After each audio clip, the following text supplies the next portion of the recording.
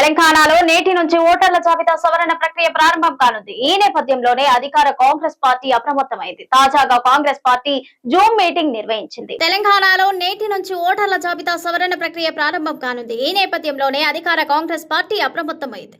తాజాగా Congress party Zoom meeting నిర్వహించింది. ముఖ్యమంత్రి రేవంత్ రెడ్డి, టీపీసీసీ అధ్యక్షుడు మహేష్ కుమార్ గౌడ్, ఏఐసీసీ ఇన్ఛార్జ్ మీనాక్షి నటరాజన్, ఉప ముఖ్యమంత్రి బట్టి విక్రమార్క, ఏఐసీసీ కార్యదర్శి సచిన్ సావంత్, రాష్ట్ర మంత్రులు, ఎమ్మెల్యేలు, ఎంపీలు, అన్ని వర్గాల ఇన్ఛార్జీలు ఈ సమావేశంలో పాల్గొన్నారు. ఈ సందర్భంగా ఎస్ఐఆర్ విషయంలో నిర్లక్ష్యంగా వ్యవహరించే నేతలను క్షమించే ప్రసక్తే లేదని సీఎం రేవంత్ రెడ్డి తీవ్ర హెచ్చరికలు జారీ చేశారు.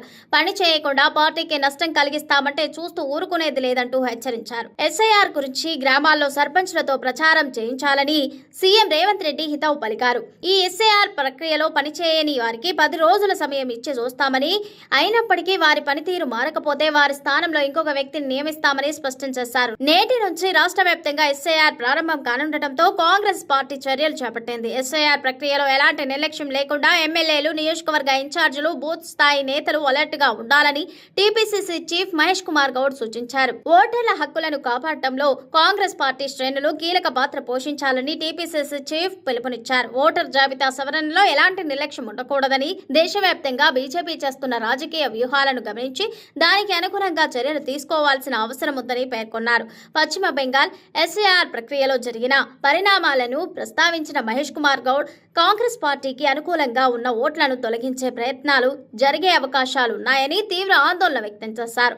సెక్యులర్ ఓట్లను లక్ష్యంగా చేసుకుని కుట్రలు జరిగే ప్రమాదం ఉందని, ప్రతి అర్హత కలిగిన ఓటర్ల జాబితాలో ఉండేలా పార్టీ శ్రేణులు చర్యలు తీసుకోవాలని పేర్కొన్నారు. బూత్ లెవెల్ ఏజెంట్లు అత్యంత కీలకంగా పనిచేయాలని సూచించారు. పార్టీ కోసం కష్టపడకపోతే ఎంత పెద్ద నేతలైనా కఠినంగా నిర్ణయాలు ఉంటాయని తేల్చి చెప్పేశారు. ఇది కేవలం కింది స్థాయి నేతలు, ఎమ్మెల్యేలకు మాత్రమే కాకుండా ఇన్ఛార్జ్ మంత్రులకు కూడా తాజా వ్యాఖ్యలతో సీఎం రేవంత్ రెడ్డి గట్టి సంకేతాలు పంపినట్లు తెలుస్తోంది. ఇన్ఛార్జ్ మంత్రులు కూడా సర్పై పూర్తి బాధ్యత తీసుకోవాలని, లేకపోతే వారిని కూడా మార్చేస్తామని హింట్ ఇచ్చారని ఆ పార్టీ వర్గాలు చెబుతున్నాయి.